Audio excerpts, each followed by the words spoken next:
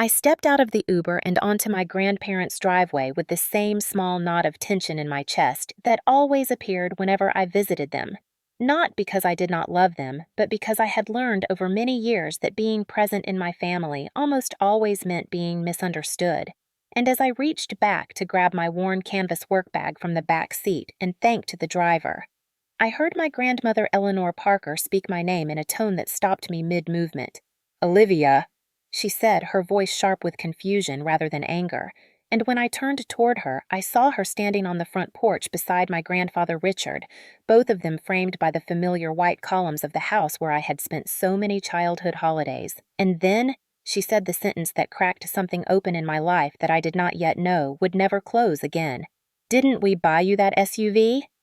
Olivia, why are you taking an Uber?" And for a single suspended moment, the late afternoon air seemed to go completely still around us, my fingers tightening reflexively around the strap of my bag as my mind scrambled to understand what she had just asked me, because there was no SUV. There had never been an SUV. Not in my driveway, not in my name, not in my life. And the question did not land like an accusation, but like a mistake so profound that it could only exist if an entirely different reality had been playing out somewhere just beyond my sight. I opened my mouth to answer and then closed it again because I did not yet have words for confusion that deep, and I watched as my grandmother's brows slowly drew together the way they always did when something did not line up with her sense of order, while my grandfather shifted his weight beside her, one hand resting on the wooden railing as his gaze moved from my empty hands to the Uber, already pulling away, then back to my face. And before I could gather myself enough to speak, my mother Linda Parker appeared in the doorway behind them, wiping her hands on a dish towel as if she had been in the middle of something ordinary and domestic. And the moment our eyes met, I felt the familiar chill of recognition settle into my spine, because my mother was smiling. Not a warm smile, not a welcoming one, but the tight, controlled smile she always wore when she believed she was about to talk her way through something she should never have allowed to happen in the first place. And she laughed lightly, as if my grandmother's question were nothing more than a silly misunderstanding.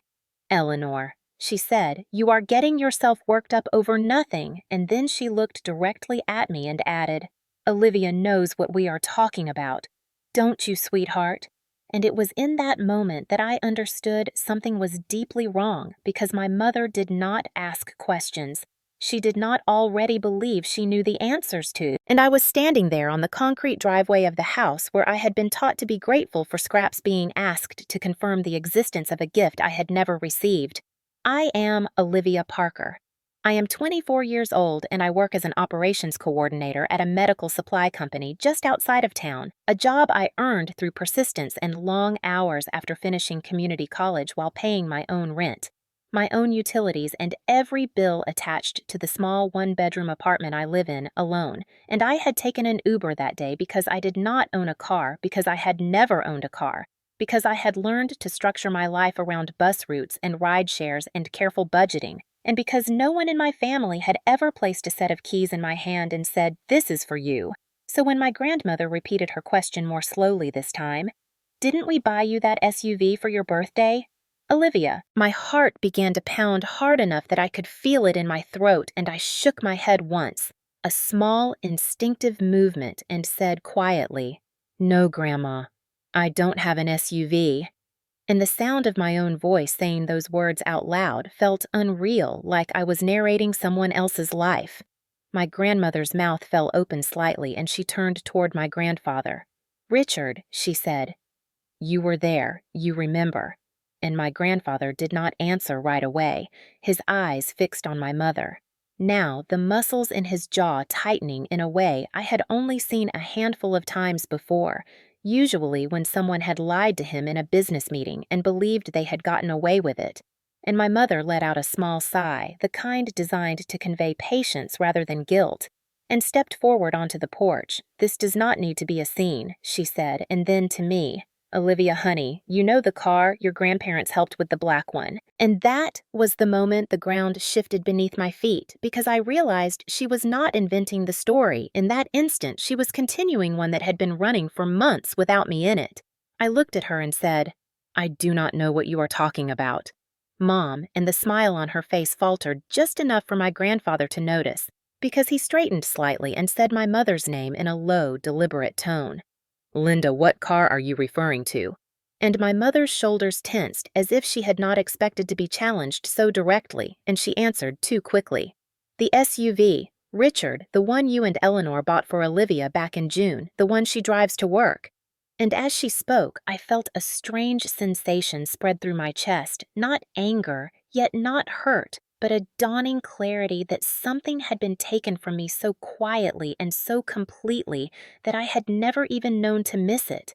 My birthday had been 3 months earlier. I had worked a double shift that day because a coworker had called out sick, come home late, eaten reheated pasta in my kitchen, and received a 4-minute phone call from my mother during which she had wished me a happy birthday and then rushed off to deal with something urgent involving my older brother Ethan.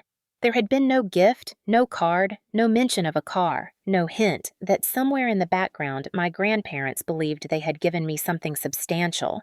My grandfather's hand tightened on the railing and he said slowly, I paid for that vehicle in full. Linda, I handled the paperwork myself, and I specifically put it in Olivia's name, and my grandmother's face had gone pale now as she looked back at me, her eyes searching my face as if expecting to find confirmation she had simply missed before, and I felt my stomach drop as I realized what this meant. Because if there truly was a vehicle purchased in my name that I had never seen, then someone had made sure it never reached me, and I had a sinking suspicion about who that someone was before I could speak again. The sound of an engine pulled into the driveway next door, and out of the corner of my eye, I saw my brother Ethan's familiar shape climbing out of a black SUV. The same kind my grandmother had just described, glossy and new and completely out of place beside the older sedans that usually lined the street, and my grandmother saw it too because she inhaled sharply and said, Is that it? And Ethan looked up, spotted us standing there, and froze for half a second before his expression shifted into something defensive, and then he walked toward us with long, irritated strides. What is going on? He demanded, his voice already edged with anger. Why is everyone staring at my car? And the words landed with a force that knocked the breath from my lungs. My car, he had said, not borrowing, not using, not temporary, and my grandfather stepped forward, then, his voice calm but carrying an unmistakable authority. Ethan, he said, whose car do you believe that is? And Ethan scoffed. Mine, obviously. Mom said it was a gift, and my mother rushed to fill the silence that followed. Yes, she said quickly. It was easier this way. Ethan needed it more. Olivia manages just fine without one. She is independent. She always has been. And there it was. The justification that had followed me my entire life. The idea that, because I could survive without help, I did not deserve it. My grandmother turned slowly toward my mother, her voice trembling now. Linda, she said that was not your decision to make, and my grandfather said nothing at all, but the look on his face told me that something irreversible had just been set in motion. I stood there on the driveway, the afternoon sun casting long shadows across the concrete, and felt years of small confusions and quiet disappointments suddenly align into a single, devastating truth. I had not been forgotten. I had been deliberately bypassed, and the realization hit me with a force that left my hands shaking at my sides because I understood in that moment that this was not just about a car. It was about a pattern, a family structure that had always placed me on the outside looking in. And as my grandmother reached for my arm and said softly, Olivia, I am so sorry. I knew without a doubt that whatever had been hidden from me for years was about to be dragged into the open, and nothing in my family would ever be the same again. I wish I could say that the realization hit me all at once that standing in my grandparents' driveway watching my brother lean against a vehicle that was apparently never meant to be his caused some dramatic explosion of emotion inside me. But the truth is far quieter and far more unsettling because what I felt in that moment was recognition. A slow, cold understanding that what was happening fit perfectly into the shape of my entire life, as if someone had finally turned on a light in a room I had been stumbling through for years. I had always been the child who managed, the one who adapted, the one who learned early that asking for things only complicated matters. I was born second a daughter, and by the time I was old enough to notice the difference in how my parents spoke to me compared to how they spoke to my brother Ethan, the pattern was already firmly set. He was difficult but promising, emotional but important. A boy with a temper that needed to be understood and protected, while I was quiet, observant, and repeatedly praised for being easy, and it did not take long for me to understand that being easy was not a compliment, but an expectation, one that came with a cost I would not fully recognize until much later, as I stood there that afternoon, listening to my mother explain away the existence of a car I had never touched. I thought about my own life as it actually was not the version my family liked to describe when speaking to others, but the practical reality of my days. I woke up every morning at 6:30 in my apartment, made coffee in a chipped mug I had owned since college, and checked my budget before I checked my messages. I worked full-time coordinating shipments and inventory for a medical supply company that serviced long-term care facilities, a job that required precision accountability and the ability to solve problems quietly without applause. I took pride in that work because no one had handed it to me. I had built it step by step after finishing community college while working evenings at a grocery store. I paid my rent on time. I paid my student loans. I paid my insurance, and I paid for transportation, the way many young adults do when they cannot rely on family support by planning carefully and spending money. I would have preferred to save buses when possible, Uber when necessary, and rides from coworkers when schedules aligned. There was nothing shameful about that, but my mother had always spoken about it as if it were proof of something, evidence that I did not need help, that I was fine, that resources were better spent elsewhere, standing in my grandparents' driveway. I felt that old familiar pressure return, the unspoken expectation that I would once again smooth things over, that I would reassure everyone that this was not a big deal, that I would say something like, "It is fine, I do not need a car. Ethan really does need it more," but the words would not come. Because for the first time, I was not just defending my feelings, I was defending the truth. And the truth was that my independence had never been a choice. It had been a requirement imposed on me from childhood. I had learned to tie my own shoes and make my own lunches earlier than most children, not because I was particularly capable, but because no one checked whether I needed help. When Ethan struggled with school tutors were hired. When I struggled, I was told to focus harder. When he lost his temper and broke things in the house, the explanation was always stress or pressure, or boys will be boys. When I cried, I was told not to be dramatic. Those lessons accumulated quietly year after year, teaching me that survival meant self-reliance and silence. So as my grandmother stood beside me, now her hand resting lightly on my arm, I could see the questions forming in her eyes. Questions she had never thought to ask before because she had trusted my mother to tell the truth. And I felt something twist painfully in my chest at the thought of how many times my grandparents must have believed they were supporting me when in reality that support had been intercepted and redirected. My mother continued talking, her voice calm but increasingly tight, explaining that Ethan's situation had been complicated, that he needed stability, that Olivia lives close to work anyway. She takes the bus, she does not mind, and I wanted to laugh at how confidently she spoke about my life without ever asking me how it felt to live it. I wanted to ask her when exactly she had decided what I minded and what I did not. But I stayed silent because my grandfather had gone very still, the way he did when he was thinking through a problem that required facts rather than feelings. Richard Parker had built his business over 4 decades, starting with nothing and growing it through contracts, negotiations, and an almost obsessive attention to detail. And I could see that same focus settling over him now, his eyes moving from my brother to my mother to me, taking in the scene not as family drama, but as a discrepancy that needed to be resolved, and that terrified my mother more than any raised voice ever could.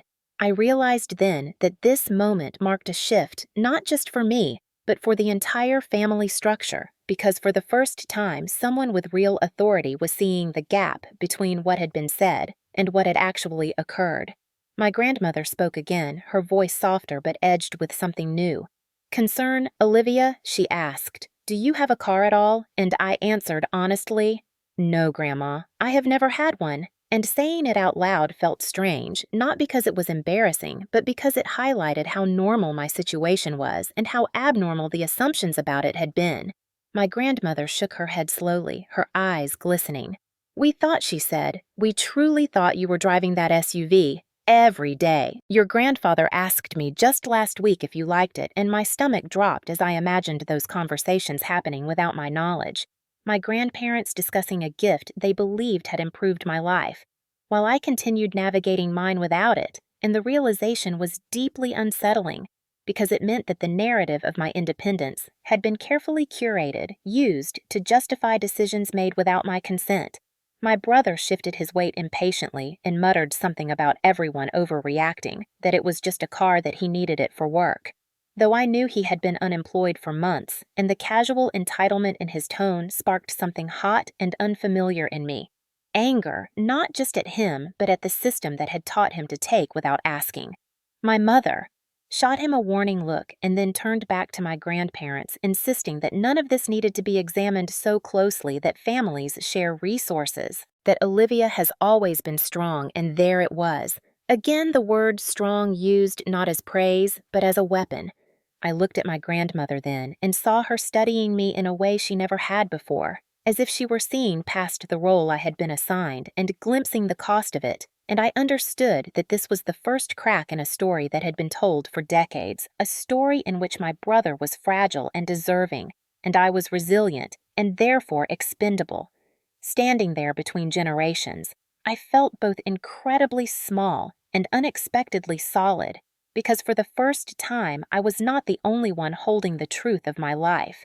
It was now visible to others, and as my grandfather finally spoke again, his voice low and controlled, saying that we would all be going inside to talk, that this conversation was not finished, I knew with absolute certainty that whatever explanations my mother had relied on for years would not survive what was about to happen. And I also knew that my life, the real one I had built quietly and carefully, was about to collide head-on with the version of it my family had been using to excuse their choices, and there would be consequences. As we moved from the driveway toward the front door, I walked a half step behind my mother, Linda Parker, a position I had occupied my entire life without realizing it, always slightly out of alignment, always adjusting my pace to match hers, and I could feel the tension radiating from her shoulders now, even as she maintained that carefully composed exterior she had perfected over decades, the one that convinced teachers, relatives, and neighbors that she was a devoted mother, simply managing a difficult family dynamic inside the house. The air felt heavier, the familiar scent of lemon polish and old upholstery mixing with something sharper, an unspoken awareness that whatever had just surfaced could not be easily smoothed over. My mother took control of the room, immediately gesturing for everyone to sit, speaking before questions could fully form, insisting that there had been a misunderstanding, that no one needed to jump to conclusions. And I watched her do what she had always done best, which was talk around the truth without ever directly touching it. She positioned herself near my grandparents, placing a hand on the back of my grandmother's chair as if to anchor her, and began explaining in that calm, reasonable tone that had shut down countless challenges in the past. Ethan's situation had been unstable. She said he was under pressure, he needed transportation to look for work, and Olivia lives close to everything anyway, she added, turning toward me with a look that dared me to contradict her. She has always been so capable, she never complains, and the words landed like a quiet accusation, because embedded in them was the suggestion that my silence had been consent, that my ability to endure had somehow authorized her decisions. I felt my jaw tighten as I realized she was not apologizing or clarifying. She was justifying, and that was the first moment I allowed myself to see my mother not as a flawed parent doing her best, but as an active participant in a system that benefited one child at the expense of another. My grandmother Eleanor looked from my mother to me, her eyes searching, and asked a simple question that my mother had clearly not anticipated. "Linda, did you ever tell Olivia about this car?" And there, it was the point of no return, because my mother hesitated only for a second. But it was enough. She smiled again, that same controlled expression, and said, "Well, no, not directly, but I assumed she knew, and I almost laughed at the absurdity of it. Assumed she knew about a vehicle she had never seen, driven insured, or parked anywhere near her home." My grandfather Richard leaned forward, then his elbows resting on his knees, his voice steady but sharp. Why would you assume that Linda and my mother exhaled slowly, as if burdened by the need to explain something obvious to people who were being deliberately obtuse because Olivia does not need things spelled out for her? She said she has always understood how our family works, and that sentence landed with a clarity that made my stomach twist because she was not talking about misunderstanding. She was talking about hierarchy, about roles, about an unspoken agreement. She believed we were all bound to one, where my brother's needs came first and my job was to adapt quietly. I looked at her and said very calmly, "I did not know about the car." Mom and her eyes flicked toward me, irritation flashing briefly beneath the composure, as if my refusal to play along were a personal betrayal. She sighed again and said, "Olivia, sweetheart, you have always managed fine. You are strong. Ethan is not," and I felt something break cleanly inside me. Then not shatter but separate because I finally heard the truth in her words. She did not see my independence as something to support or celebrate. She saw it as a resource she could exploit, something she could point to whenever she needed to divert attention or assets away from me. My grandmother's voice trembled slightly as she asked, "Linda, did you give the car to Ethan? And my mother?" Stiffened her hand, tightening on the chair. "I made a practical decision," she replied. "We had to consider the whole family, and the phrase, whole family, rang hollow in the room because I was standing right there, excluded from the equation, even as she invoked it. My brother." Ethan scoffed loudly from across the room, crossing his arms, acting as though this were all a ridiculous overreaction.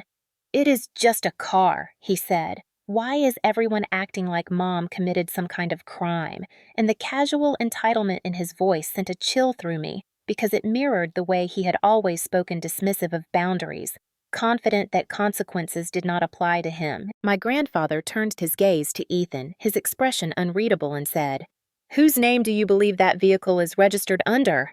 And Ethan shrugged. "Mom said it was mine, that Grandpa and Grandma wanted me to have it," and my mother nodded quickly, reinforcing the lie. "That is what we discussed," she said, and I realized then that she was not just manipulating me, she had been lying to everyone, creating parallel realities tailored to whoever she was speaking to. My grandmother's hands began to shake slightly as she folded them in her lap.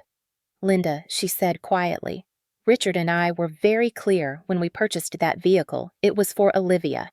And my mother's composure cracked just enough for her frustration to leak through. "You do not understand," she said sharply. "You do not see what I deal with every day. Ethan has issues he needs support. Olivia does not." And there it was again, the framing of my self-sufficiency as a moral obligation rather than a circumstance forced upon me. I wanted to scream that I did not wake up one day and decide to be independent, that I became that way because no one checked whether I was okay, because asking for help was met with annoyance or dismissal. But instead, I stayed silent, watching as my grandparents absorbed the implications of what my mother was saying. My grandfather stood up slowly, then his movements deliberate, and the room seemed to shift around him. "Linda," he said, his voice calm, but carrying an unmistakable authority. "You did not have the right to make that decision," and my mother looked at him genuinely incredulous, as if she could not understand why he was being so rigid. "It was my responsibility as their mother," she insisted, and that was when my grandmother finally spoke with a firmness I had never heard from her before. "No," Eleanor said, her voice steady despite the emotion beneath it. "Your responsibility was to be honest, and the silence that followed was thick and heavy, because honesty was the one thing my mother could not provide without unraveling everything." I watched her eyes dart around the room, calculating, searching for an angle. And it dawned on me that she was not panicking because she had hurt me. She was panicking because she was losing control of the narrative for the first time in my life. The story she had told about me, about Ethan, about fairness and necessity, was being questioned by people who could no longer be placated with reassurances.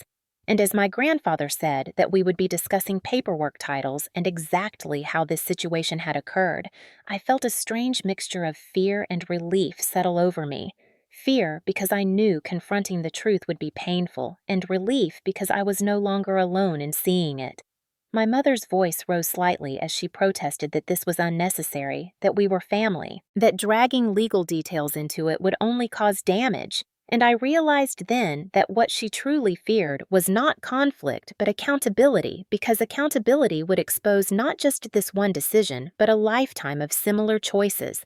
And as I stood there listening to her argue for peace without justice, I understood that this moment marked the end of my role as the quiet, accommodating daughter because the truth had finally been spoken out loud and it was far too large to be pushed back into silence. It would have been easier if my brother Ethan Parker were simply spoiled or lazy in the ordinary sense because those are flaws people can recognize and condemn without discomfort. But what sat across from me in my grandparents' living room that afternoon was something far more complicated and far more dangerous. A man of 27 years old who had been insulated from consequence for so long that he genuinely believed the rules did not apply to him, and as he leaned back in the armchair opposite me, arms crossed and jaw set in irritation, I could see the familiar signs of anger simmering just beneath the surface. The same tension I had learned to read since childhood. The clenched teeth, the restless leg, the way his eyes darted when he felt challenged. Ethan had always been described as intense rather than volatile, passionate rather than aggressive.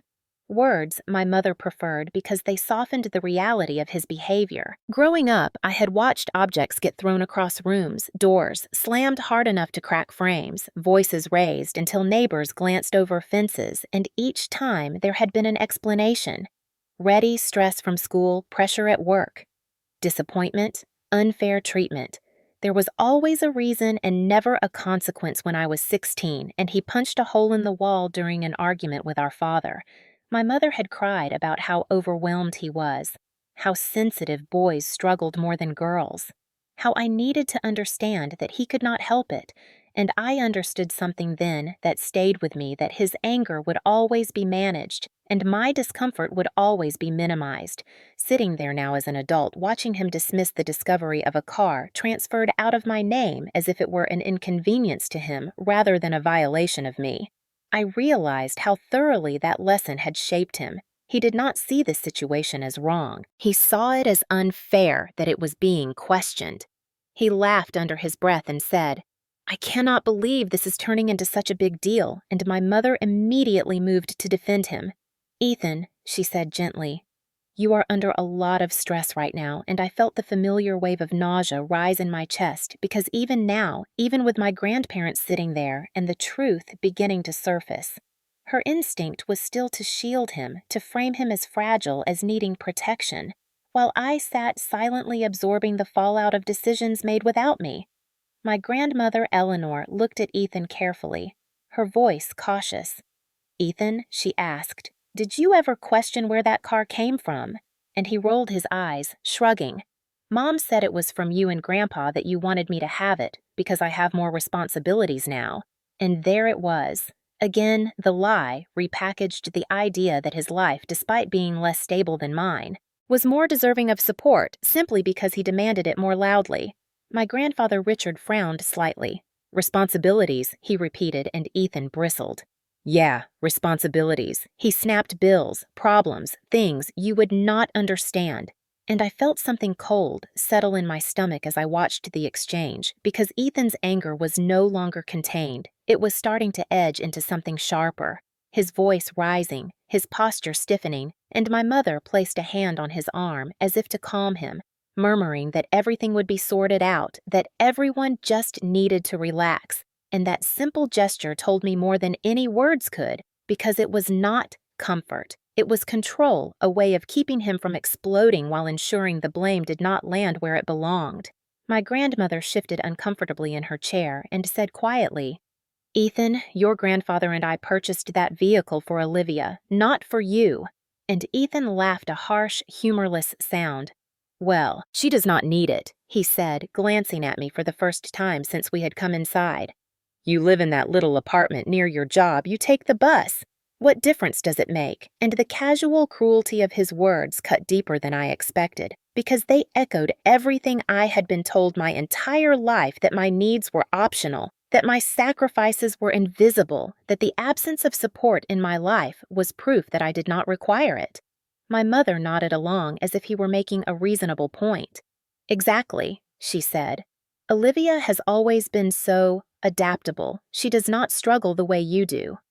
Ethan and I wanted to stand up and ask her when exactly she had decided that struggling was a prerequisite for care, when my quiet endurance had become justification for neglect. But I remained seated, my hands clenched together in my lap because my grandparents were watching and I could see understanding slowly dawning on their faces, not just about the car, but about the dynamic that had allowed something like this to happen. My grandmother's voice trembled slightly as she spoke again. "Linda," she said, "this is not about who needs what, more. This is about what belongs to whom." And my mother's face tightened, her patience thinning. "You are being rigid," she replied. "Life is not fair. Families make adjustments," and my grandfather stood up, then the leather chair creaking softly beneath him, and when he spoke, his voice was low and controlled in a way that made the room feel suddenly smaller. "Adjustments do not involve taking something from one child without her knowledge and giving it to another," he said, and Ethan shot to his feet in response, his temper flaring. "You are acting like Mom stole something." He snapped, "She was just trying to help me." And the word help rang hollow in my ears because I knew what help from my mother had looked like in the past when it came to Ethan. It had looked like excuses made to employers after angry outbursts, like apologies issued on his behalf, like money quietly moved to cover his mistakes, like silence enforced whenever someone suggested he needed to take responsibility. And now it looked like a car taken from me and placed in his driveway. My grandmother looked between the two of them, her face pale. "Ethan," she said softly, "have you ever hurt someone?" And the question landed like a stone, dropped into still water, the ripples immediate and intense. My mother's head snapped up. "What kind of question is that?" she demanded, her voice sharp with alarm, and Ethan's face flushed red. "That is not relevant," he barked, and my heart began to race because I understood what my grandmother was asking, not about fights or arguments, but about the rumors that had circulated quietly for years. The girlfriend who had stopped coming to family gatherings, the unexplained bruises dismissed as accidents, the police visit late one night that my mother had explained away as a misunderstanding. My grandmother's hands shook slightly as she clasped them together. "It is relevant," she said, her voice steadier now, "because we have spent years believing that we needed to protect you, and I am beginning to worry about what we have been protecting you from." The room fell silent, heavy with implication, and Ethan stared at her in disbelief, his mouth opening and closing as if searching for words, while my mother stepped forward, quickly blocking the line of questioning. "This is not the time for this," she said firmly. "You are dragging up old issues that have nothing to do with Olivia." And I felt a surge of something fierce rise in me at that statement, because everything about this had something to do with me. Every excuse made for Ethan had cost me something. Every time his behavior had been prioritized, my needs had been deprioritized. My grandmother's eyes filled with tears as she looked at me, and I could see guilt etched into the lines of her face. "Olivia," she said, "we should have asked more questions," and I swallowed hard because that acknowledgement, small as it was, cracked open. Years of loneliness I had never given myself permission to name. My grandfather placed a hand on my grandmother's shoulder, steadying her, and then turned back to Ethan, his expression grave. "You have been given many chances," he said, more than most, "and instead of using them to build something stable, you have relied on others to absorb the consequences of your actions," and Ethan's jaw clenched. "You are taking her side now," he accused, pointing toward me, and I felt the absurdity of it, as if fairness itself were an act of betrayal. My grandfather did not flinch. "I am taking the side of the truth," he replied, and in that moment, I understood that this confrontation was no longer just about correcting a mistake. It was about exposing a system of protection that had allowed harm to flourish. Unchecked. My mother's voice rose again, sharp and defensive. "You are making him sound like a criminal," she protested, and my grandmother turned to her slowly, her voice quiet but resolute. "Linda," she said, "when you shield someone from consequences long enough, you teach them that they are entitled to hurt others without accountability." And the words hung in the air, heavy and undeniable. I felt my hands trembling, now not from fear, but from the sheer weight of what was being said out loud, because for the first time, the narrative that had defined my family was being dismantled piece by piece. The golden child revealed not as misunderstood, but as enabled, and the strong daughter revealed not as lucky, but as overlooked. And as my grandfather said, that this conversation was only beginning, that there were questions that needed answers and records that needed to be examined, I realized that whatever happened next would force every one of us to confront the consequences of years of silence, and there would be no easy way back to the comfortable lies we had lived with for so long. When my grandfather, Richard Parker, finally spoke again, the room seemed to recalibrate around his voice, not louder than before. Not dramatic, but steadier, slower, the cadence of a man who had learned through decades of contracts and disputes that clarity mattered more than volume. He asked for everyone's attention without raising his hand or repeating himself, and we all gave it to him instinctively because Richard Parker had built his life on decisions that carried consequences, and we knew that once he began to speak in this tone, there would be no retreat into vagueness or sentiment. He looked directly at my mother first, then at Ethan, and finally at me. And I felt an unexpected swell of emotion rise in my chest because for the first time in my life, I was not being spoken about as an idea or a category, but seen as a person whose absence from the truth had finally been noticed. "I want to be very clear," he said, his hands resting flat on the back of the chair in front of him. "When your grandmother and I decided to purchase that vehicle, it was not an abstract gesture, it was a deliberate choice. We discussed it, we budgeted for it, and we signed paperwork that reflected exactly what we intended," and he paused, then long enough for the words to settle. "The SUV was purchased for Olivia Parker, my granddaughter who is 24 years old, who works full-time, who has paid her own way through school, and who has never asked us for anything beyond honesty. My grandmother." Eleanor inhaled sharply at that, her eyes glistening, and I felt my throat tighten as my grandfather continued.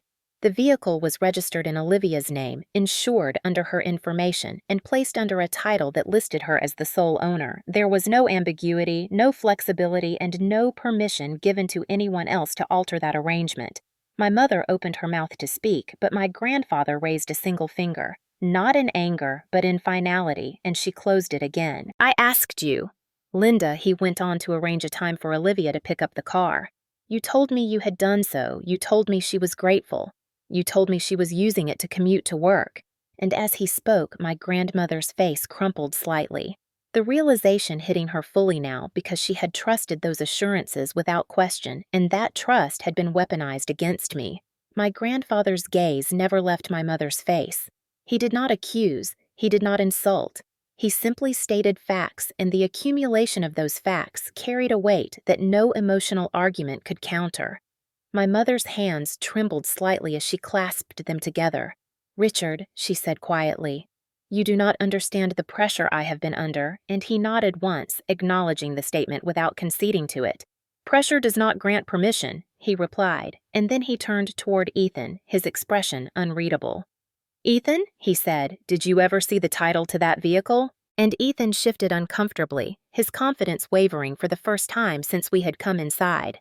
"No," he admitted. "Mom handled that stuff," and my grandfather nodded again as if checking off a box on an internal list. And then he asked the question that changed the temperature of the room entirely. "Linda," he said, "how did you transfer a vehicle that was not in your name to someone else?" And the silence that followed was not awkward, but charged, because there was only one answer that made sense, and everyone in the room knew it. My mother's face drained of color, and she glanced toward Ethan instinctively, as if seeking support, before looking back at my grandfather. "I told the dealership there had been an error," she said finally, her voice barely above a whisper. "I said the name on the title needed to be corrected, and my grandmother let out a small broken sound at that because the implications were impossible to ignore. You said there was a mistake." My grandfather repeated slowly, and my mother nodded, unable to meet his eyes. "I had Olivia's information from when she was younger," she added quickly. It was not hard to explain it away. The words felt surreal as they settled into the room because what she was describing was not a misunderstanding or a judgment call. It was a deliberate act. My grandfather straightened, then the muscles in his shoulders tightening. "Linda," he said, "what you are describing is fraud," and my mother flinched as if struck. "It was family," she insisted weakly. "I was not trying to hurt anyone. I was trying to help Ethan," and my grandfather's expression hardened. Helping one person by stealing from another is still theft, he said, his voice low but unyielding, and for the first time I saw something like fear cross my mother's face. Not fear of hurting me, but fear of being named, of having her actions labeled accurately rather than cloaked in good intentions. My grandmother reached for my hand, then, her grip tight, and I felt tears prick at the corners of my eyes, because the moment was overwhelming in a way I had not anticipated. I had spent years believing that my experiences were too small to matter, that the unfairness I felt was subjective, exaggerated, or simply the price of being strong.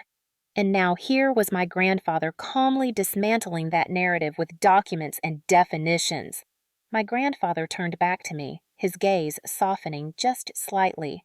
"Olivia," he said, "did you ever sign anything related to that vehicle?" And I shook my head. "No, sir," I replied, my voice steady despite the storm inside me. "I never saw the car, never saw the title, never signed anything," and he nodded again, then turned to my grandmother. "Eleanor," he said, "we need to review the records," and my grandmother nodded immediately, her earlier confusion replaced by resolve. "I have the purchase documents in the study," she said, and as she stood to retrieve them, my mother finally broke, her composure collapsing into a strained urgency. "Please," she said, "this does not need to go any further. We can fix this quietly. Ethan needs that car," and the desperation in her voice was unmistakable now. Not for me, not for the family as a whole, but for the preservation of a structure that was rapidly collapsing. My grandfather did not respond to her plea. Instead, he waited until my grandmother returned with a folder thick with papers, and he opened it methodically, spreading the contents across the coffee table like evidence in a courtroom: the purchase agreement, the title application, the insurance policy, each document bearing my name, my address, my information, and the contrast between what was written there and the reality of where the car had ended up was stark and undeniable. My brother stared at the papers in silence, his earlier bravado gone, replaced by a tight, restless energy. And I realized then that this was the moment the power dynamic truly shifted, because the truth no longer relied on my word against my mother's. It existed independently in ink and signatures and dates. My grandfather closed the folder and looked up, his voice steady. "This is not a family disagreement," he said. "This is a legal violation." And the words landed like a gavel strike. Final and irreversible. My mother began to cry, then quiet at first, then more openly repeating that she had only been trying to keep the peace, that she could not manage Ethan otherwise. And my grandmother looked at her with a mixture of sorrow and disappointment. "Linda," she said softly, "you kept the peace by sacrificing one child for another." And the weight of that truth pressed down on the room. My grandfather placed the folder back on the table and said that this situation would be corrected, that there would be no more assumptions, no more intermediaries, and no more excuses.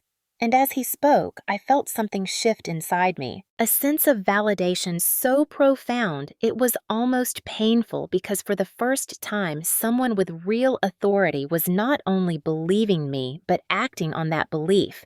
And I understood then that the story my family had told about me for years had just been replaced by a different one rooted not in convenience or control, but in fact. And whatever came next would be built on that foundation, whether my mother and brother were ready for it or not. My grandfather did not raise his voice when he said it, which somehow made the words carry even more weight.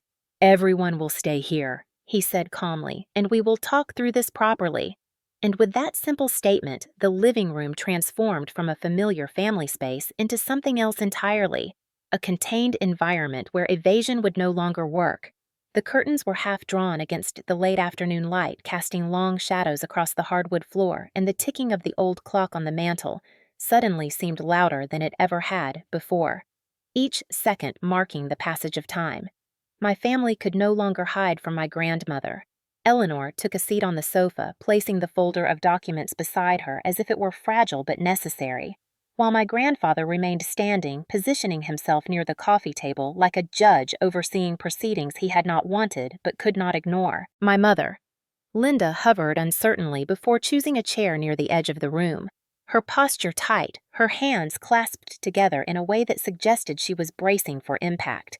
Ethan paced briefly before dropping into an armchair, his leg bouncing, his jaw set in visible irritation. And I stood near the fireplace for a moment before sitting aware that if I did not ground myself physically, I might drift away emotionally from what was happening. The air felt thick with a kind of pressure I had only ever felt once before. Years ago, when police officers had stood in our hallway late at night after a neighbor called in a disturbance, my mother had explained that away too, calling it a misunderstanding, a noise complaint, nothing serious. And as I sat there now, I realized how many times moments like this had been diffused before they could reach their conclusion, how often discomfort had been smothered for the sake of appearances. My grandfather broke the silence by stating the obvious. "We are not leaving this room until we understand exactly what happened and why." And my mother immediately protested. "Richard, please, this does not need to be so formal. We are family." And he turned to her with a look that was neither angry nor unkind. "Linda," he said, "family is precisely why this needs to be addressed, because family is where patterns form, and patterns are what we are looking at now." My grandmother nodded in agreement, her earlier gentleness replaced by a steadiness. "I had rarely seen Olivia has been very quiet," she said, and the room stilled at the sound of my name. I felt every pair of eyes turn toward me, and for a split second, the old instinct to minimize surged up the urge to say it was fine, that I did not want to cause trouble, that this was not worth arguing over. But the weight of the folder on the table and the look in my grandparents' eyes anchored me to the truth. I took a breath and spoke carefully. "I have never owned a car." I said, my voice steady. "I planned my life around that reality because I believed it was the only option available to me." And my grandmother's face tightened with emotion. "Did you ever ask for help?" she asked softly, and the question landed harder than any accusation could have, because it forced me to articulate something I had long internalized but never examined. I asked. When I was younger, I admitted. But eventually, I learned not to, because the answer was always that resources were needed elsewhere. My mother shifted in her seat, opening her mouth to interject, but my grandfather raised his hand again, not silencing her out of anger, but out of necessity. "Let her finish," he said, and the permission in his tone felt like a gift I had never been given before. I continued, "I learned to be self-sufficient because it was expected of me, not because I wanted to be praised for it, and the room absorbed that quietly." My brother snorted under his breath, but my grandfather fixed him with a look that made him still Ethan. He said, "You will have your turn," and the simple fairness of that statement felt radical in the context of my family. My grandmother leaned forward slightly. "Olivia," she said, "when your grandfather and I discussed helping you with a vehicle, we did so because we believed it would make your life easier, not because you needed to prove anything," and the sincerity in her voice made my chest ache, because ease had never been something I expected to receive. My mother spoke. Then her voice strained. "You make it sound like we neglected you." And I turned to her, meeting her gaze fully for the first time that day. "I am not making it sound like anything," I replied.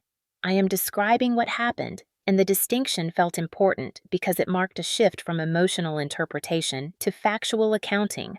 My grandfather nodded approvingly and said, "This is not about intent. It is about impact," and that sentence seemed to reverberate through the room.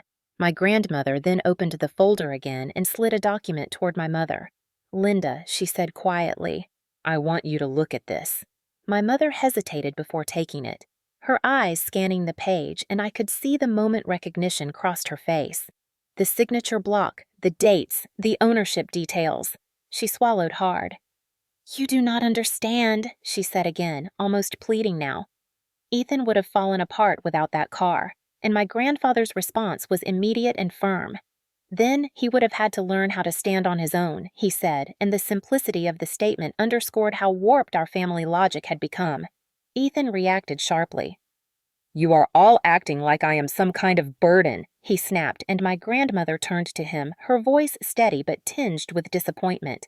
"Ethan," she said, "being held accountable is not the same as being rejected," and his expression flickered, anger giving way to something like uncertainty.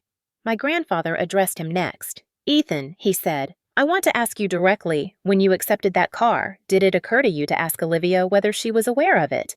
Ethan looked away, his silence stretching uncomfortably long. I did not think about it, he admitted finally, and the admission hung heavy in the air because it encapsulated everything that had gone wrong. My grandmother exhaled slowly. That is the problem, she said, and then she turned back to my mother. Linda, she continued, you have spent years making decisions for other people without their knowledge, and now those decisions are being examined. My mother's eyes filled with tears, but her voice remained defensive. I was trying to keep this family together, she insisted, and my grandfather responded quietly. You kept it together by teaching one child to take and another to disappear, and the truth of that statement settled over me like a physical weight. Because it named something I had lived with but never heard, articulated, the room fell silent again, and in that silence I felt a strange sense of calm. Not because the situation was resolved, but because it was finally contained, no longer sprawling and amorphous, but defined and bounded by facts and questions and expectations. My grandfather looked around the room, taking us all in, and said, "This conversation will continue, but we will proceed one issue at a time. The vehicle will be addressed first, and then we will examine everything else that has been handled through intermediaries." My mother stiffened at that. "Everything else?" she echoed, and my grandmother nodded. "Yes. Everything else," she said, because if this happened once, it likely happened more than once, and the realization sent a ripple of tension through the room. I felt my hands tremble slightly as I clasped them together, not from fear, but from the enormity of what was being uncovered. My grandfather concluded the discussion for the moment by stating that no one would be leaving until arrangements were made to correct the situation, that phone calls would be made, records would be reviewed, and assumptions would be set aside. And as he spoke, I felt something solid take shape inside me, a sense that the truth of my life was no longer something I had to defend alone, that it was now shared, witnessed, and impossible to ignore. And as the clock on the mantel chimed softly, marking the passage of another hour, I understood that the door my family had closed around me years ago had finally been forced open, not through shouting or revenge, but through quiet, relentless accountability. The room did not erupt after my grandfather finished speaking. There was no shouting, no dramatic exit, just a quiet tension that pressed against every surface, as if the walls themselves were listening. And in that silence, my grandmother Eleanor reached for her phone with a deliberateness that made my mother's head snap up in alarm. "Margaret," my mother said sharply, "what are you doing?" And my grandmother did not answer right away. She adjusted her glasses, her fingers steady despite the tremor I could see at her wrist, and then she said, "I am looking for something that has been bothering me since we stepped outside," and she tapped the screen a few times before turning it toward my grandfather. "Richard," she said, "do you remember this?" And I watched his eyes focus as she handed him the phone, his brow furrowing slightly, and then his expression changed, not dramatically, but unmistakably, because what my grandmother had pulled up was a photograph. A glossy social media post dated 3 months earlier, showing my brother Ethan standing beside a black SUV, identical to the one parked outside, his arm draped casually over the hood. A grin on his face, the caption reading something cheerful about a new chapter and blessings from family. My grandmother's voice was quiet but cutting as she spoke again. "He posted this the week after Olivia's birthday," she said, and the air in the room seemed to thin as my grandfather scrolled reading the comments. The congratulations, the assumptions everyone had made. Without question, my mother's face went pale as she realized what had just happened, because the evidence was no longer theoretical. It was visual, time-stamped public. Ethan shifted in his seat, irritation flaring. "That does not prove anything," he said defensively. "People post things all the time," and my grandmother turned to him, her eyes steady. "Ethan," she asked, "did you tell people your husband or your parents bought you that car?" And he hesitated, his jaw tightening. "Mom said to say it was a family gift," he replied finally, and my mother inhaled sharply. "Ethan," she snapped, "stop talking," but the damage was already done. My grandfather handed the phone back to my grandmother and then reached for the folder again, opening it and pulling out a different set of papers, insurance statements, registration documents, correspondence with the dealership, and he laid them out one by one on the coffee table, aligning them carefully, and as he did so, he spoke in the same measured tone. "Eleanor and I received insurance notifications addressed to Olivia's apartment. He said we assumed she was receiving them, but now I see they were forwarded." My mother's eyes flicked toward me involuntarily, and I realized then how many small logistical details had been quietly rerouted, how many pieces of my life had been intercepted before they ever reached me. My grandmother nodded. I remember asking you, Linda, if Olivia had received the paperwork she said and you told me she had everything she needed. My mother's shoulders sagged slightly as if the effort of maintaining the lie was finally exhausting her. I took care of it, she murmured, and my grandfather repeated the phrase slowly. You took care of it. And then he asked the question that cut through every remaining layer of deflection. Why does the deed not match the driver and the room seemed to hold its breath? Because this was no longer about feelings or intentions. It was about an objective discrepancy. My mother looked at the table, her lips pressed together, and did not answer. Ethan opened his mouth, then closed it again. My grandmother's voice trembled slightly as she said, Linda, answer. Your father and my mother finally looked up, her eyes glossy with unshed tears. I told the dealership there was an error, she said again more quietly this time. I said the name on the title needed to be corrected, and my grandfather nodded slowly, his expression grave. Did you sign anything on Olivia's behalf? He asked, and my mother swallowed hard.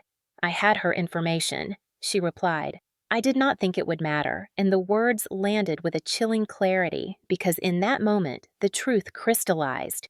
This was not a misunderstanding. It was a conscious decision to override my legal identity. My grandmother covered her mouth with her hand, a soft sound escaping her throat, and I felt my own body react in ways I could not fully control. My hands trembling, my chest tight, my mind racing backward through years of missing mail. Unexplained delays, opportunities that had quietly slipped past me. My grandfather leaned back slightly, absorbing the admission, and then he said something that shifted the ground beneath us all. Linda, he said, what you have just described is not a family matter, it is a legal one. And my mother flinched. Please, she whispered, we can fix this. We do not need to involve anyone else. And my grandmother lowered her hand, her voice steadier now. Fixing something requires acknowledging what was broken, she said, and what was broken here was trust. Ethan stood up abruptly, his chair scraping against the floor. This is getting out of hand, he said, his voice rising. You are acting like she committed a crime, and my grandfather looked at him calmly. Ethan, he replied, altering legal ownership of property through false information is a crime, whether it is done for family or not, and the bluntness of the statement seemed to drain the color from Ethan's face. Because for the first time, he was hearing his situation described in terms that could not be softened or reframed. My grandmother turned to me, then her eyes searching mine. Olivia, she said softly, have you ever seen any paperwork related to this vehicle? I shook my head. No, Grandma, I said. I never saw anything, and my voice sounded distant to my own ears, as if it belonged to someone else. She nodded, tears slipping free now, and I felt the weight of her guilt settle into the room. We should have called you directly, she said. We should not have trusted intermediaries. My grandfather placed a hand over hers, squeezing gently, and then he turned back to my mother. Linda, he said, I want to know something very clearly. Have there been other instances where funds or gifts intended for Olivia were redirected without her knowledge? And the question hung in the air like a loaded instrument. My mother's silence stretched her breathing shallow, and in that pause I felt a strange sense of anticipation mixed with dread, because I knew the answer before she spoke it, and when she finally did, her voice barely audible. I did what I thought was necessary, she said, and my grandmother closed her eyes, a tear sliding down her cheek. Necessary for whom she asked, and my mother did not answer.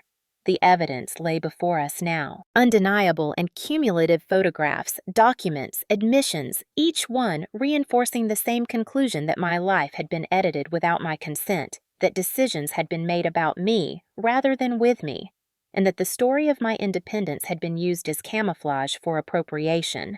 My grandfather gathered the papers into a neat stack and said, This will be corrected, his voice firm, but before we discuss how we will understand the full scope of what has been done, and the words full scope sent a visible ripple of anxiety through my mother, because she understood what that meant.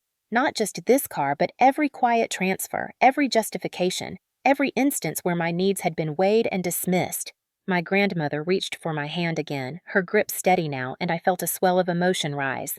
Grief for what had been taken, relief that it was finally being named, and a growing certainty that the truth once exposed had a momentum of its own. The room felt different now, charged not with chaos, but with clarity, and as my grandfather said, that the next step would involve phone calls and records and accountability.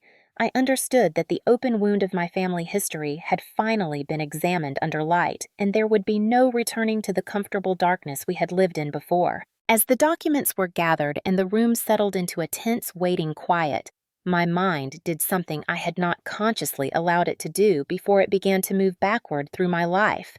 Not in isolated memories, but in patterns lining up moments that had once seemed unrelated and revealing how neatly they fit together.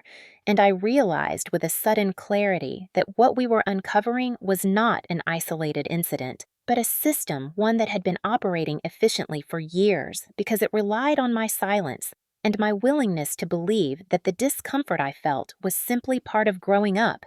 I looked at the familiar walls of my grandparents' living room and felt as though I were seeing my own history projected onto them, every holiday spent smiling politely, every achievement quietly downplayed, every loss reframed as my own fault for expecting too much, and the realization was overwhelming in its scope, because it meant that the car was not the beginning. It was just the first time the theft had been large enough and visible enough to be undeniable.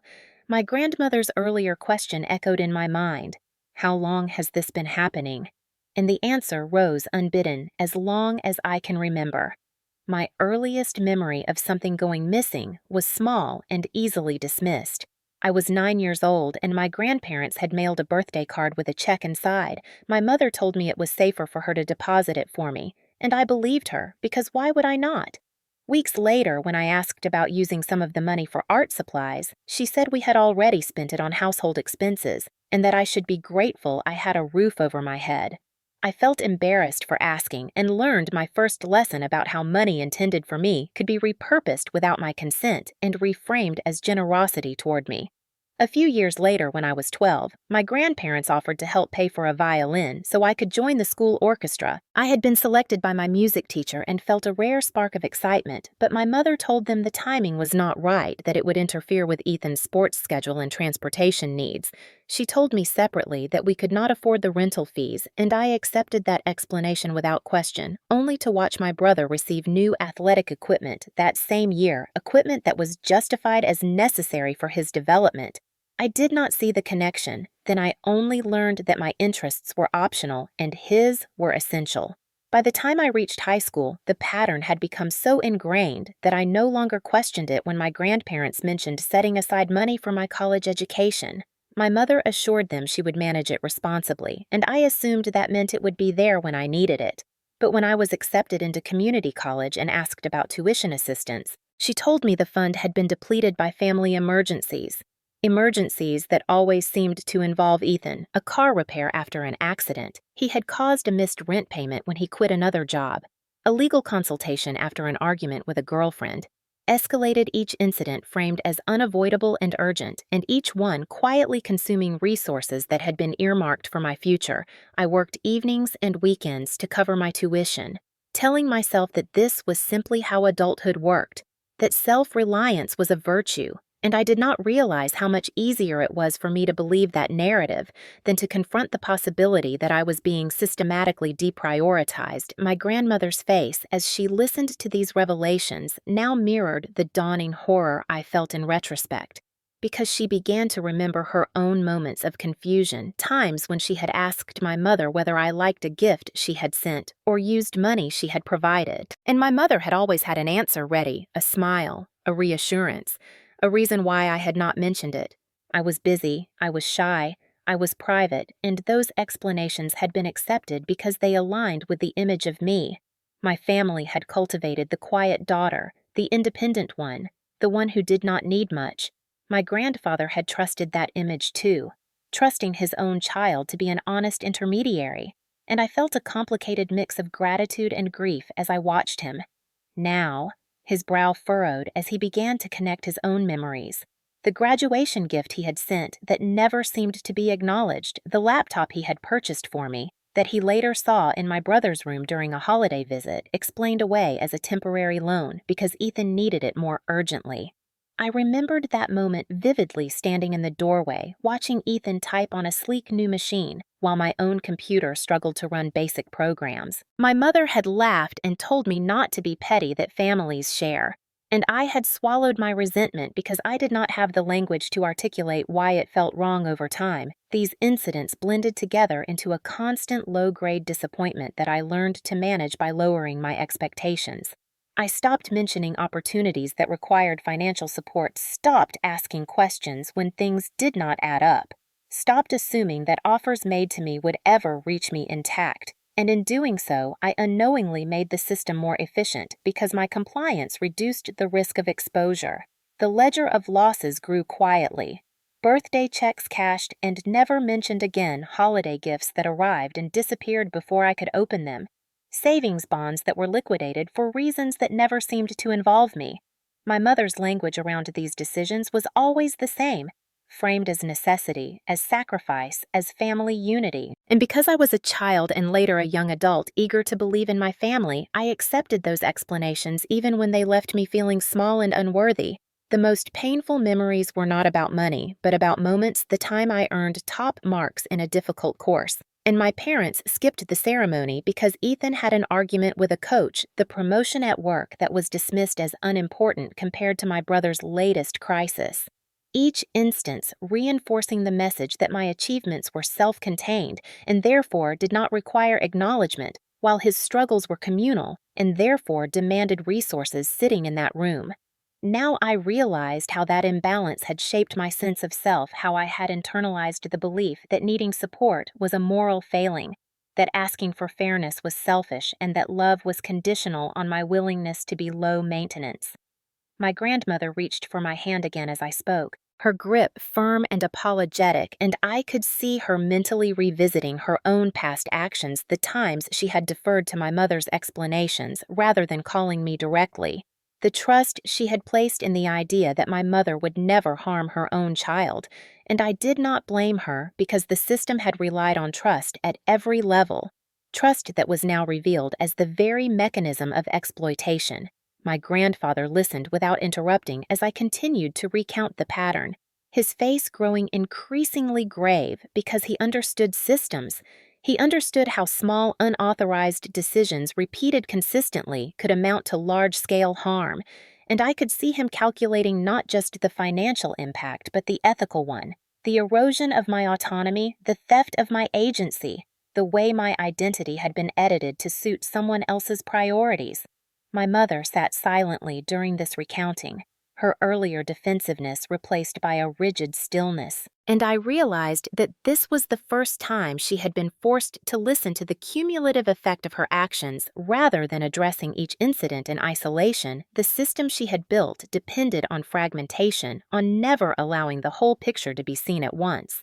And now that picture was laid bare. My brother shifted uncomfortably as the narrative expanded beyond the car, beyond even college funds, into a history of redirected resources that had propped him up while quietly siphoning from me. And I saw something like recognition flicker across his face, too. Not guilt, perhaps, but the dawning awareness that his comfort had been subsidized by my absence, that the stability he took for granted had been purchased at my expense. The realization did not absolve him, but it contextualized his entitlement.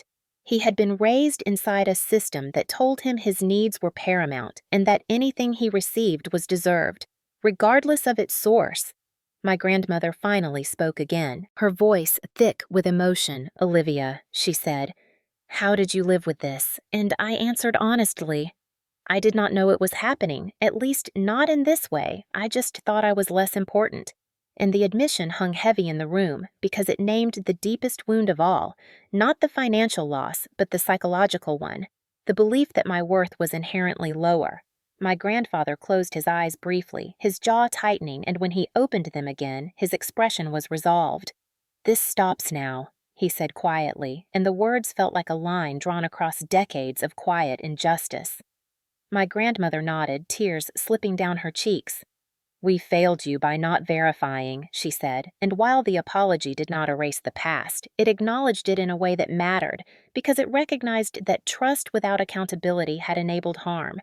The room felt different after that, heavier but clearer, as if the fog that had obscured my family dynamics for years had finally lifted, revealing a landscape that was painful to look at but impossible to deny.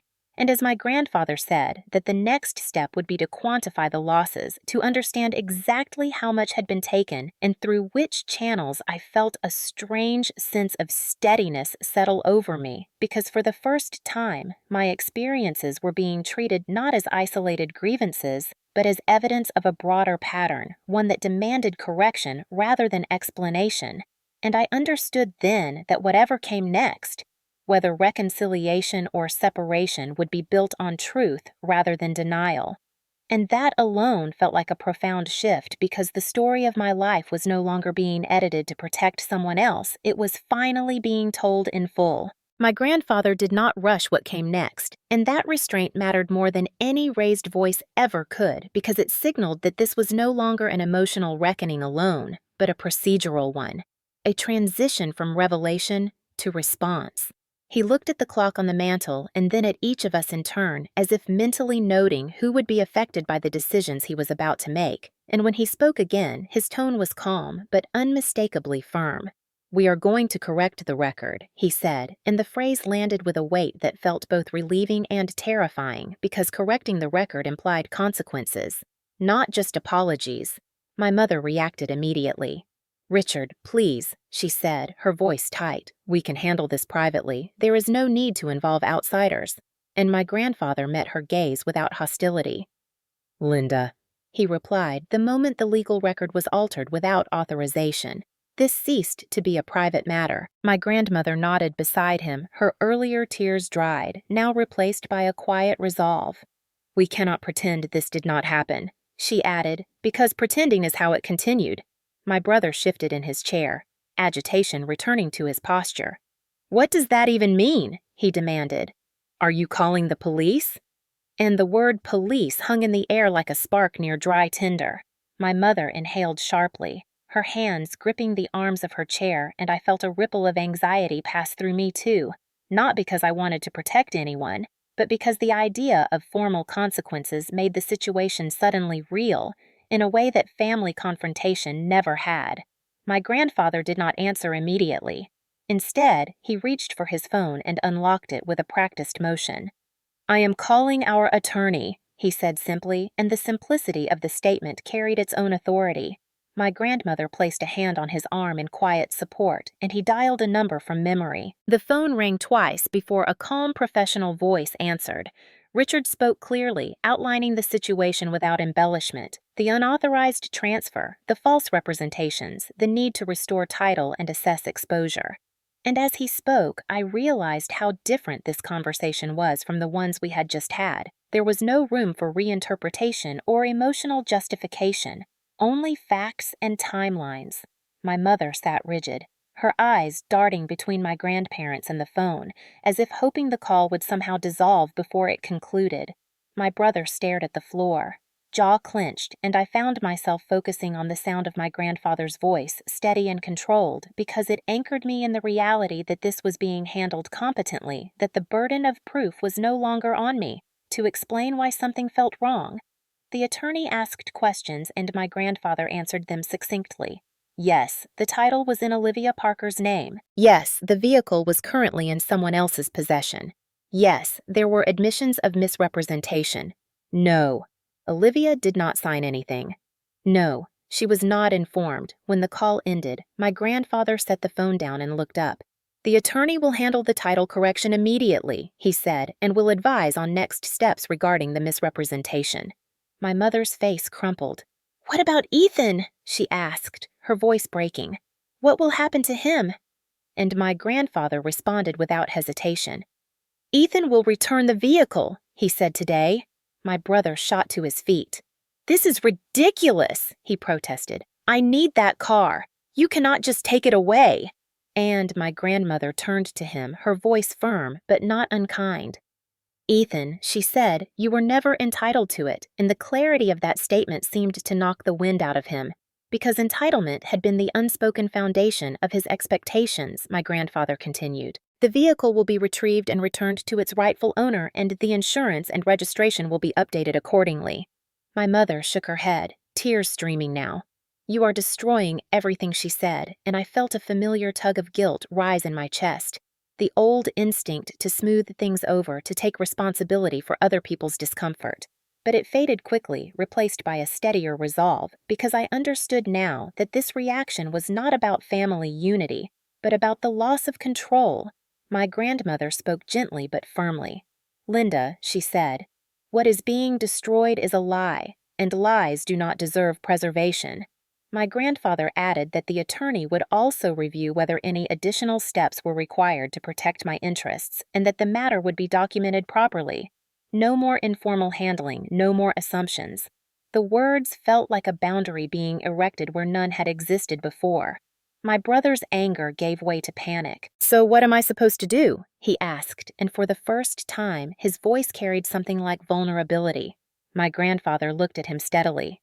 You will figure it out, he said, just as Olivia has always had to. And the fairness of that comparison seemed to sting more than any accusation. My mother sank back into her chair, sobbing quietly now, repeating that she had only wanted to keep the peace, and my grandmother watched her with a complicated expression, a mix of sorrow and disappointment. Peace built on injustice is not peace, she said softly, and the room fell silent again. This time, not with tension, but with finality. The next call my grandfather made was to a towing service, a company he had worked with years earlier, and the conversation was brief and efficient. He gave the address, the vehicle description, and the authorization, and when he ended the call, he announced that the SUV would be retrieved within the hour. My heart skipped at that, a strange mix of anticipation and disbelief, because the abstract idea of correction was about to become tangible. My grandmother turned to me. Then, Olivia, she said, I want you to know that whatever happens next, you are not responsible for it. And the reassurance mattered more than she could have known, because it directly countered the narrative I had lived under for years, the belief that my needs were disruptive, that asserting myself caused harm. My grandfather nodded in agreement. This is not punishment, he said, it is restoration, and the distinction was crucial because it framed the outcome, not as revenge, but as balance. My brother sank back into his chair, silent, now staring at nothing, and I wondered whether he was finally beginning to understand the cost of a system that had favored him. At my expense, my mother remained folded inward, her grief focused not on me, but on the consequences she could no longer avoid, and I felt a surprising sense of calm settle over me. Not joy, not triumph, but a quiet steadiness, because the truth had crossed a threshold from acknowledgement to action. When the sound of a truck pulling into the driveway reached us through the front windows, the room collectively tensed. My grandmother rose slowly and walked to the window, parting the curtain slightly. They are here, she said, and my breath caught. My grandfather joined her. His posture straight, and together we watched as the tow truck backed into the drive, the driver stepping out to confirm details. My mother let out a low sob, and my brother stood again, anger flaring briefly before collapsing into resignation.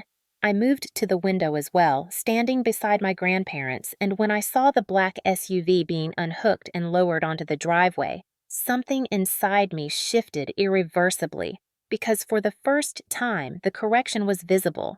Undeniable, the vehicle that had been spoken about, argued over, justified, and hidden was now exactly where it should have been. My grandfather placed a hand on my shoulder, his grip warm and grounding. That is yours, he said quietly, and the words resonated deeper than I expected, not because of the object itself, but because of what it represented, the restoration of agency, the acknowledgement of harm, the willingness to impose consequences even when it was uncomfortable.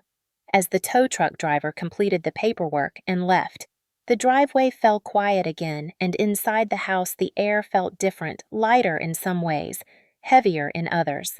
My grandfather turned back toward the room and said that this was only the first step, that records would be reviewed, safeguards put in place, and boundaries enforced. And as he spoke, I realized that justice was not a single dramatic moment, but a sequence of deliberate actions, each one reinforcing the last, and for the first time in my life, those actions were being taken on my behalf without me having to beg for them, without me having to justify my worth, and that realization felt like the true beginning of something new. The house did not return to normal after the tow truck left. There was no reset. No collective sigh of relief, because what had been restored in the driveway had simultaneously dismantled the internal architecture my family had relied on for years.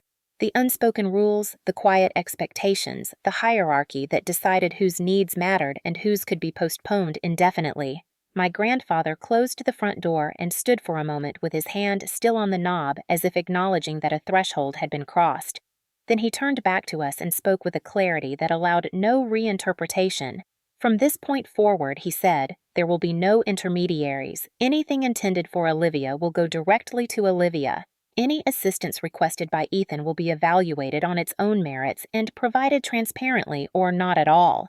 And the phrase, or not at all, seemed to echo in the room because it introduced a concept that had never existed in our family system before. The possibility of refusal. My mother reacted as if struck.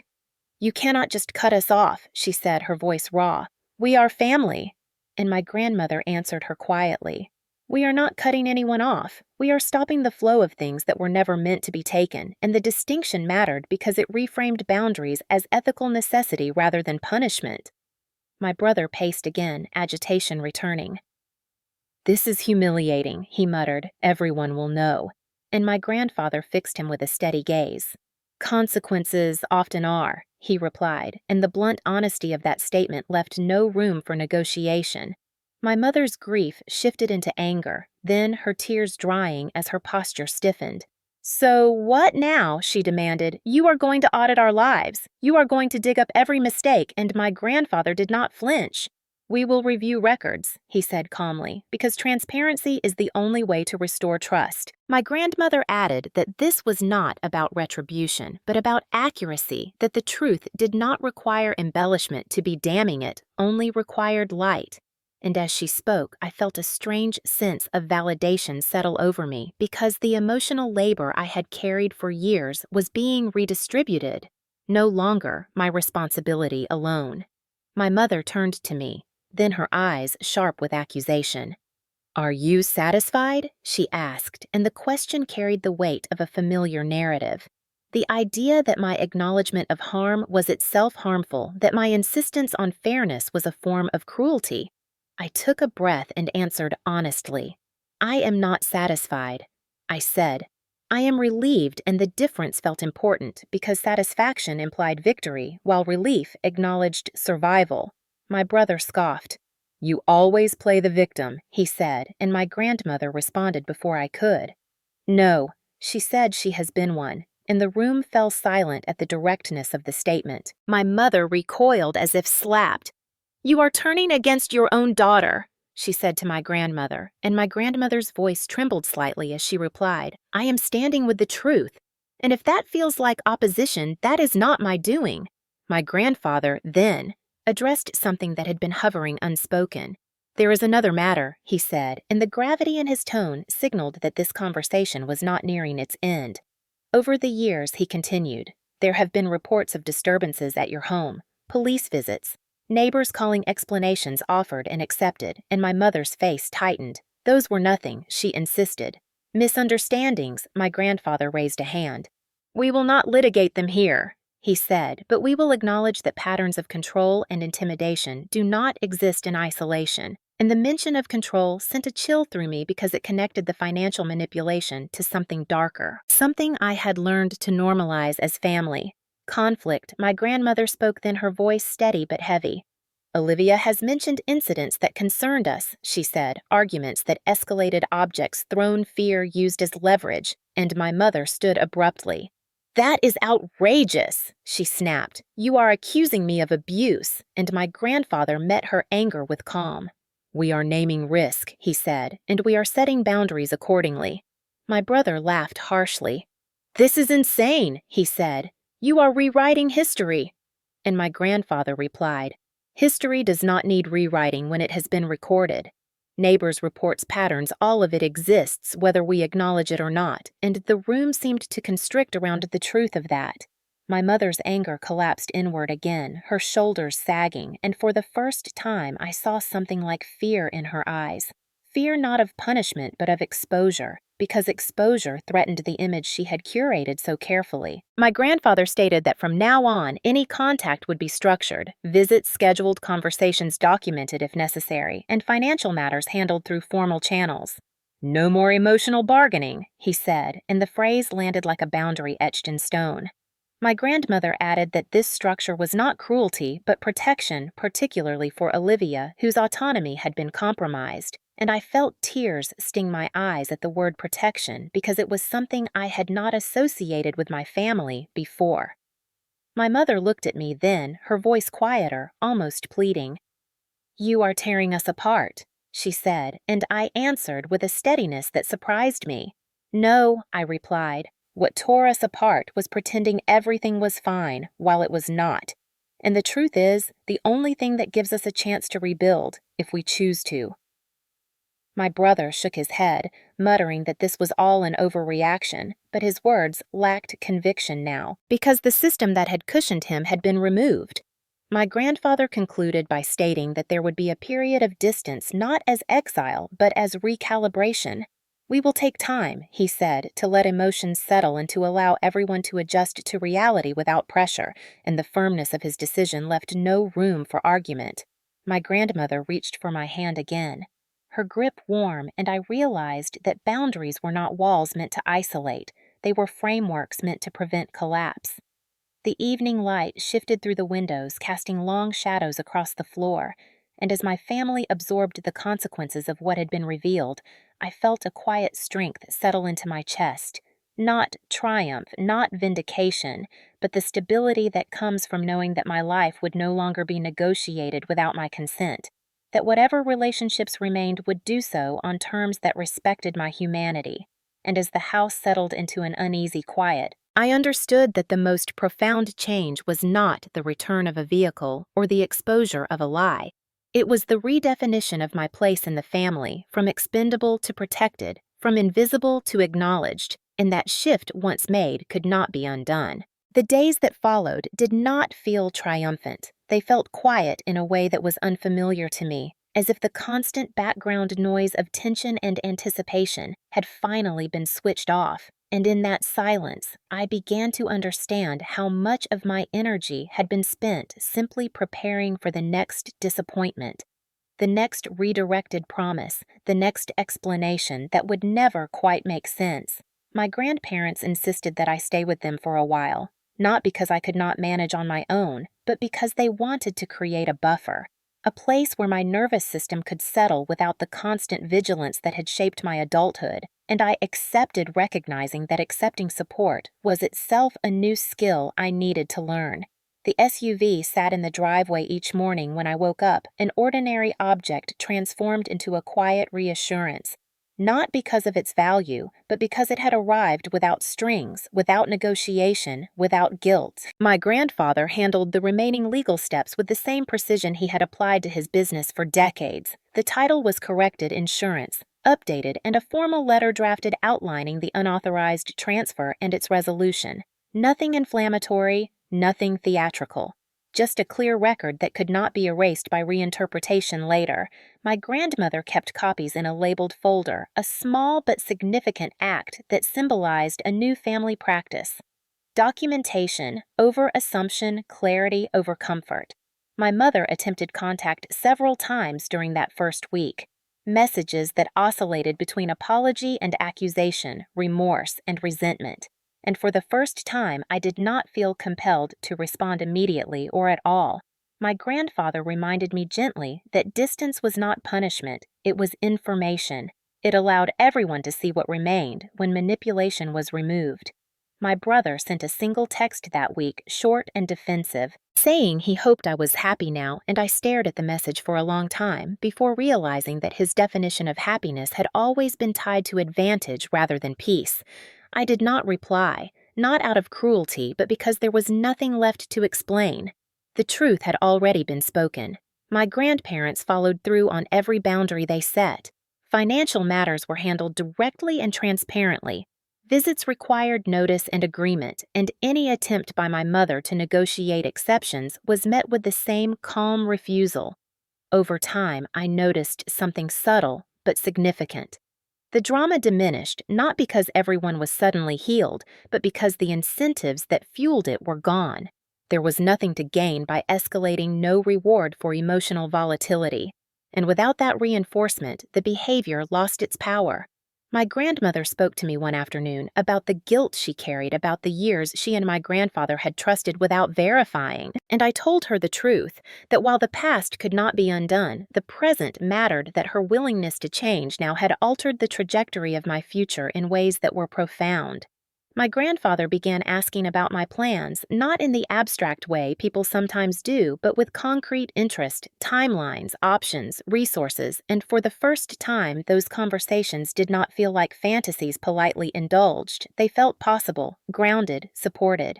I returned to work with a lighter step. My commute shorter, my mornings less frantic, and my manager noticed the difference, commenting on a steadiness in me that had not been there before, and I realized that stability had a compounding effect. It freed cognitive space that had long been occupied by survival. My mother eventually requested a meeting, mediated, structured, no surprises, and I agreed on the condition that my grandparents be present. The conversation was halting and imperfect. Apologies offered and withdrawn responsibility partially acknowledged and partially deflected. But something fundamental had changed. There was no longer a shared illusion to protect, only reality to navigate. My brother did not attend, and I understood that absence as its own form of honesty. Some people are not ready to confront the cost of their comfort, and forcing them rarely produces growth. My grandparents later adjusted their estate planning not as retaliation, but as alignment, correcting imbalances that had accumulated quietly over years. They explained their decisions to me directly without secrecy and emphasized that transparency was now non-negotiable. The clarity was grounding, not because it promised security, but because it removed uncertainty. Months passed, and the sharp edges of the confrontation softened into something more manageable. Not forgiveness, not reconciliation in the conventional sense, but a stable coexistence with defined limits. My mother began therapy, a fact my grandmother shared cautiously without expectation, and while I did not take it as proof of change, I acknowledged it as a step. My brother struggled without the unexamined support system he had relied on. His life demanded adjustments he was unprepared for, and though part of me felt sympathy, another part recognized that growth often begins where cushioning ends the most significant transformation. However, was internal. I no longer measured my worth by how little I needed or how quietly I endured. I began to see self-sufficiency not as a requirement imposed on me, but as a choice I could make from a place of agency rather than deprivation. The SUV became just a car again, a tool rather than a symbol. And that normalization felt like a final act of healing, because it meant the crisis no longer defined me. One evening, as my grandmother and I sat together watching the sun set through the living room window, she said something that stayed with me. Justice does not always look like punishment. Sometimes it looks like alignment. And I understood then that what had occurred was not a dramatic victory, but a recalibration. A family system forced to confront reality and adjust or fracture. And while not everyone chose growth enough did to change the course of my life, the quiet that settled over me in those weeks was not emptiness. It was space to imagine a future not shaped by scarcity or sacrifice, but by choice. And in that space, I began to build something new, not as a reaction to harm, but as an affirmation of my right to exist fully supported when support was offered honestly and independent, when independence was chosen freely, and that balance, once discovered, felt like the truest form of justice I had ever known. A year after the afternoon, my grandmother asked the question that changed everything, the question that sounded so simple and yet carried the weight of decades of deception. My life no longer resembled the one I had been quietly surviving, and the difference was not measured in money or possessions, but in orientation. The direction my life faced now was forward rather than defensive. I no longer woke each day bracing myself for loss, for disappointment, for the subtle erosion of things I had not even realized I was allowed to want. The family did not return to what it once was, and that was the point. What we had before was not harmony, but imbalance, disguised as love. And once that disguise was stripped away, there was no ethical path back to pretending my grandparents remained the constant in my life. Not as rescuers, but as witnesses who had finally chosen accountability over convenience. My grandfather followed through on every structural change he promised. Legal documents were revised, estate plans updated, and safeguards put in place to ensure that no one person could ever again act as a gatekeeper to my future. Those decisions were not dramatic, they were procedural, and that was precisely why they mattered. They embedded fairness into systems rather than relying on good intentions. My grandmother became more outspoken in ways I had never seen before, correcting narratives when extended family repeated old assumptions, calling me directly, rather than asking through others, and modeling a version of care that did not require sacrifice. As proof of worth, my relationship with my mother settled into something cautious and limited. She maintained therapy and made attempts at accountability. Some sincere, others clearly motivated by fear of further loss. And I learned to differentiate between effort and entitlement, between words offered freely and words meant to negotiate access. My brother drifted further from the family orbit, not dramatically, not with confrontation, but through absence. And while part of me mourned the relationship we might have had under different circumstances, another part accepted that growth cannot be forced on those who benefit from stagnation. The toxic patterns that once defined our family lost their power when they were no longer rewarded. Favoritism without resources collapsed under its own weight control. Without leverage proved unsustainable, and the silence that replaced constant conflict felt not like emptiness, but like recovery.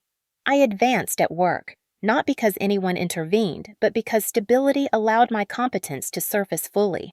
I enrolled in additional training, pursued opportunities I would have once dismissed as unrealistic, and for the first time I did so without the underlying fear that success would invite punishment or redistribution.